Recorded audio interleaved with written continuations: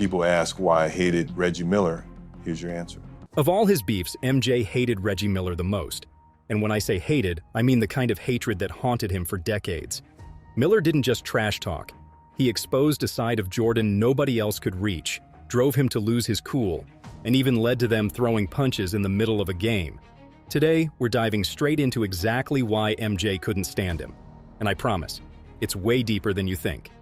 If you want to know how Michael Jordan's beef with Reggie Miller really started, you've got to rewind to that exhibition game in 1987. Reggie Miller had just entered the league, and like every other kid, he wanted to test himself against the best. But unlike most rookies, Reggie opened his mouth. In the first half, Jordan wasn't exactly locked in. He'd scored just 4 points, and in that moment, Reggie thought he saw an opening. So he decided to poke the bear by saying this. Like, you're right, Michael. Who do you think you are? The great Michael Jordan? That's right. There's a new kid on town, right? Imagine trash-talking a guy in his third season who was already averaging 37 a game. Now that takes balls. The funny thing is, MJ didn't say much back. He just smirked, nodded, and kept it moving. But when the second half started, it was like somebody had flipped a switch. Jordan went from jogging around to full-on assassin mode. He dropped bucket after bucket and made it crystal clear to everyone in the building who he was. By the end of the game, MJ had over 40 points, but Reggie? He got humbled so badly that night, he later admitted it was the first and last time he ever tried talking trash to Michael Jordan. That game wasn't just funny in hindsight. It was the foundation of everything that came after.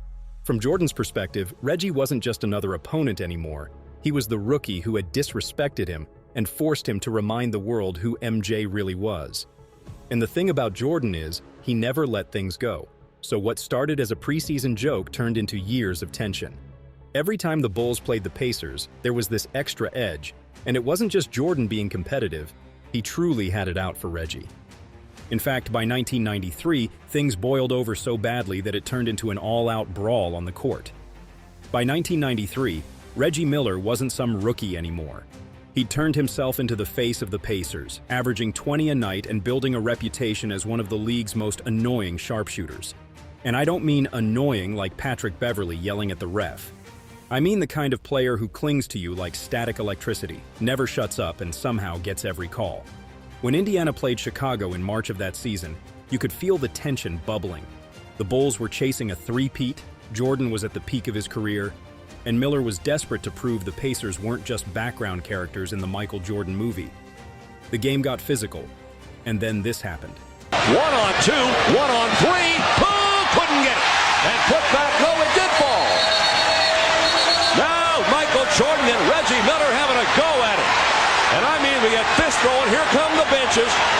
And here's the thing about that fight. It wasn't just some random brawl. Jordan had an unwritten code. He demanded respect. You could battle him, you could go at him physically, but if you crossed the line with attitude, if you acted like you were on his level, he took it as personal disrespect. And Reggie didn't care. He went straight through that line with a smile on his face. But if the 1993 fight showed the world how deep the beef ran, the 1998 Eastern Conference Finals proved that Reggie Miller had the audacity and the skills to nearly change Jordan's legacy forever. This was Jordan's so-called last dance. The Bulls were going for a 6th championship in 8 years. The dynasty was on its last legs, and the Pacers had finally built a squad that could actually compete with them. Reggie had Rick Smits, Mark Jackson, Chris Mullin, and a young Jalen Rose backing him up. This wasn't just Miller versus Jordan anymore. It was a full-on clash of two heavyweights, and the Pacers weren't intimidated in the slightest. The Pacers and Bulls went all the way to 7 games, and it was nasty the whole time because Chicago had the pedigree, Indiana had nothing to lose, and Reggie Miller, he lived for that kind of chaos. Game 4 was where it hit peak madness. Pacers were down 1, the clock was running out, and Miller got the ball on the wing. And guess who's guarding him? Michael Jordan, and he was strapped to him like glue. Most dudes would panic there, but Reggie straight up shoved MJ out of the way, stepped back, and hit a 3 with less than a second left. Market Square Arena went absolutely insane, and Miller ran off pounding his chest like he'd just defeated a god. And honestly, in that moment, it felt like he had. 2.9 seconds. Harper's on Miller. McKee gets it in the middle for the win. That shove became the snapshot of their beef. Come to think of it, Who else would dare push Michael Jordan in a playoff game on national TV? Nobody. And the crazy part was that there was no whistle. Imagine the memes and meltdown if that happened in today's NBA. For Indiana, that was proof they weren't scared of the Bulls' aura. And for Jordan, it was personal. He already thought Miller was annoying, but now the guy was literally shoving him aside in front of millions and getting away with it. And let's not forget, MJ himself later admitted the Pacers were the toughest team he faced in the East outside the bad boys. But we'll come to that soon. If I had to pick a team that gave us the toughest time in the East, Indiana was probably the toughest outside of Detroit. And that's really the arc of it. The rookie trash talk gone wrong in '87, a full-on brawl in '93, and a dynasty-threatening shove in '98. But even with all that, there's still this lingering question. Why did Jordan single out Miller more than anyone else? Now here's where the story really gets wild, because Michael Jordan had rivalries with almost every big name in the '90s. But if you line them up, there's a clear difference in how he viewed them compared to how he viewed Reggie. Take Charles Barkley, for example. On the court, they went at each other hard. Barkley even stole an MVP from Jordan in '93, and that finals matchup was brutal. But off the court, there was real friendship. Jordan respected Barkley's game, and Barkley respected Jordan's killer instinct. They'd golf together, hang out, and it was almost like two alphas who understood each other. The real beef eventually came years later when Barkley criticized Jordan's ownership of the Hornets, but even that was business, not basketball. On the drive, in from the left, gets chased into the corner, comes right back. Ewing! Through the foul! Patrick Ewing was another one. Knicks versus Bulls was basically a war every spring, and Ewing took more playoff beatdowns from Jordan than anyone. But even then, there was mutual respect. Ewing knew he was going up against the GOAT, and Jordan respected Ewing's toughness and consistency. When MJ talks about his toughest battles, he always puts the Knicks up there because of Ewing's presence. Jordan putting the move on Porter, stopped by Drexler. Then there's Clyde Drexler, who the media tried to hype as Jordan's equal, well, until the '92 finals, which was hilarious in hindsight, because Jordan totally obliterated him, hitting 6 threes in the first half of Game 1 just to prove a point. And even after cooking him on the biggest stage, Jordan still gave Drexler credit as one of the league's greats. Isaiah Thomas was a whole different kind of rivalry. The Bulls and Pistons hated each other. Thomas and MJ could barely stand to be in the same room. But even that animosity was rooted in competition. Now compare all of that to Reggie Miller. With Reggie, there was no respect. No, he made me better. No, he was one of the greats I had to go through. It was just pure irritation. Jordan didn't see Miller as a rival on his level. He saw him as a pest. Somebody who hadn't earned the right to poke at him but kept doing it anyway. And if you need proof, you don't have to take my word for it. You can hear it from Jordan himself. People have asked me for years why I couldn't stand Reggie Miller. It wasn't the trash talk or even the way he played. It was the way he carried himself, like he actually thought he was built like me. That's when I knew he had no idea who he was messing with. That's the difference. Barkley got respect. Ewing got respect. Even Thomas, as much as Jordan hated him, got respect, and Reggie got none of it. And that's where things start to get even more personal. In an interview with ESPN, Michael Jordan once said, "I don't really dislike anybody in the league, but playing Reggie Miller drives me nuts. It's like chicken fighting with a woman. His game is all this flopping type thing. He weighs only 185 pounds, so you have to be careful. Don't touch him, or it's a foul. He has his hands on you all the time, like a woman holding your waist. I just want to beat his hands off because it's illegal. It irritates me." I don't know if it's just me, but that's a brutal description. Jordan wasn't just saying Reggie talked too much. He was calling out his entire style of basketball as annoying and fake. To him, Miller wasn't playing men's basketball. He was playing this irritating, crafty, referee-baiting version of it. That line about chicken fighting with a woman? That tells you everything about how Jordan viewed him. Not as a rival to be respected, but as someone who didn't even belong on the same floor. That's classic MJ. He wasn't offended that Miller scored points, or even that Miller trash-talked. He was offended at the audacity. He wanted to dominate you so badly that you never thought about challenging him again. That was his whole thing. Total psychological control. And that's exactly why Reggie Miller got under his skin. Because Reggie never played along with the script. Most guys, when Jordan was cooking them, kept their heads down. They might try to fight back, but deep down, they knew they were facing the best. But Reggie would be hitting a three, running back down the court, and whispering something slick in Jordan's ear. He'd stick his elbow in MJ's ribs, flop the moment Jordan touched him, then throw his hands up like, "Ref, you see that?" I don't want people to think that it was some big rivalry, because a rivalry to me is we are on equal footing. I was never on equal footing with MJ, okay? But I loved the battles.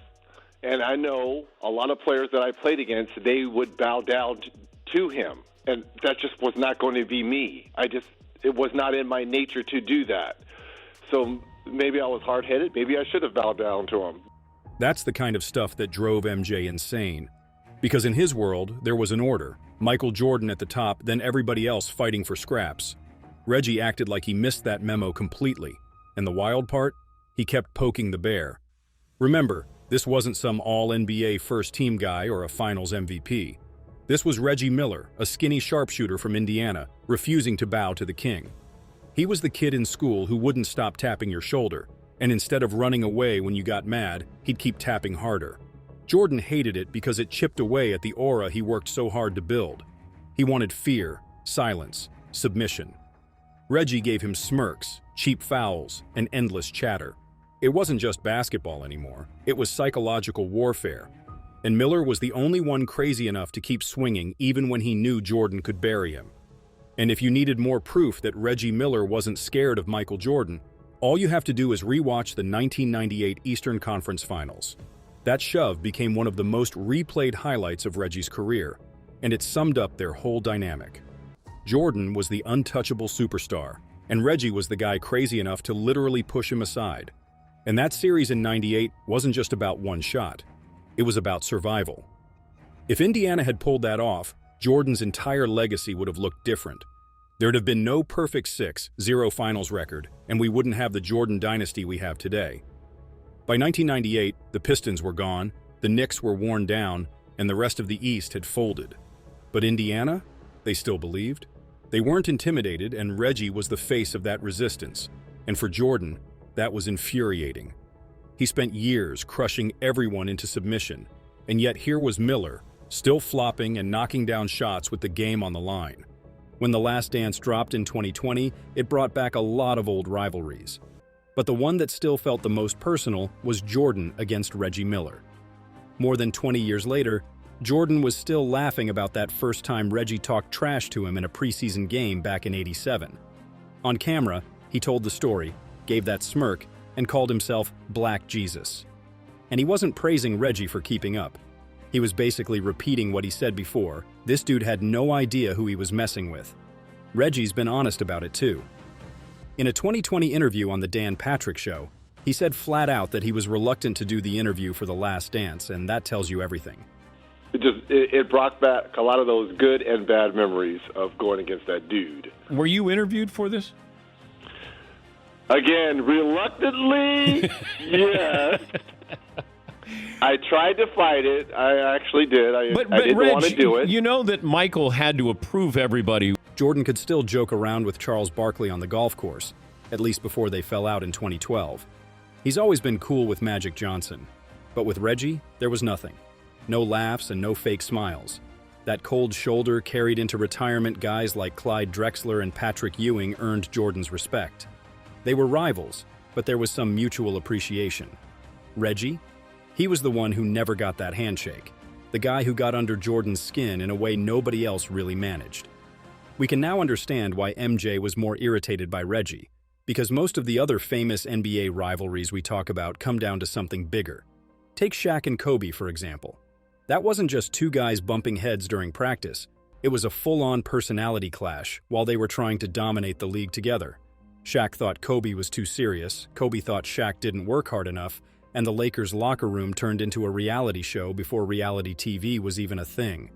Phil Jackson was basically coaching basketball and managing egos like he was running a daycare. The crazy part was that it worked, because as toxic as it got, that beef came with banners. They won 3 championships in a row while barely tolerating each other. You'll still find people debating who was really more important during that run, but at the end of the day, the results speak louder than the drama.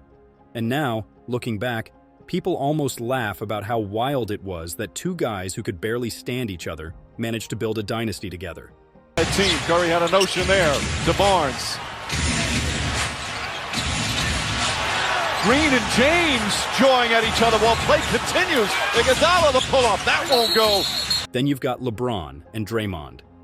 Back in 2016, the Cavs were hanging on for dear life against the Warriors when everything flipped. LeBron stepped over Draymond, Draymond swung out, and the groin incident got him suspended. That suspension cracked the door open, Cleveland stormed back from 3-1 down, and LeBron delivered that famous "Cleveland, this is for you" speech on the floor. Cleveland! This is for you! Oh! But even with all the heat, there's always been respect there.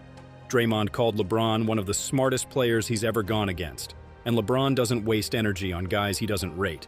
That rivalry burned hot, but it was built on competition, not hatred. Now compare that to KD and Westbrook. That wasn't about basketball tactics, it was about betrayal. These two were supposed to be the future of the league together, OKC's version of Jordan and Pippen. Westbrook thought he had his running mate for the long haul, then KD dipped to the very team that had just eliminated them. To Westbrook, that felt like betrayal. And suddenly you had all-star weekends where Russ wouldn't even look his way. Thunder fans booing every single KD touch and Durant clapping back online with burner accounts like it was high school drama. For a stretch, it felt like the coldest breakup in NBA history. But over time, the edge wore off. Russ kept grinding, KD collected rings and MVPs, and while fans still talk about it, the heat just isn't what it was in 2016. And this is where Jordan and Reggie stand out. Their beef wasn't about sharing a locker room like Shaq and Kobe, or clashing on the final stage like LeBron and Draymond, or betrayal like KD and Russ. It was about something much smaller: irritation. It was about pride, disrespect, and the smallest things adding up into something Jordan could never quite let go of. Reggie was never his equal, not even close. But the fact that MJ still remembers, still jokes about Black Jesus in 2020 like it just happened, that's proof this beef went way deeper than it ever should have gone. And that irritation didn't just affect the players, it changed the game for everyone watching. The rivalry between Jordan and Miller didn't just stay on the court, it changed how people watched basketball. Pacers versus Bulls games in the 90s became must-see TV because every matchup promised drama, tension, and the unpredictable spark of Reggie poking the ultimate bear. Reggie's legacy is forever tied to those moments, to standing up to arguably the greatest player ever and actually getting under his skin. And when Jordan ultimately prevailed, it didn't just cement his dominance, it made his aura even stronger. The media and pop culture couldn't get enough of the villain versus God narrative, and they replayed every flop, shove, and clutch shot like it was scripted drama. So what do you think? Did Michael Jordan really hate Reggie Miller, or did he secretly enjoy having someone who could get under his skin like that? Drop your thoughts in the comments, and subscribe for more amazing videos such as this.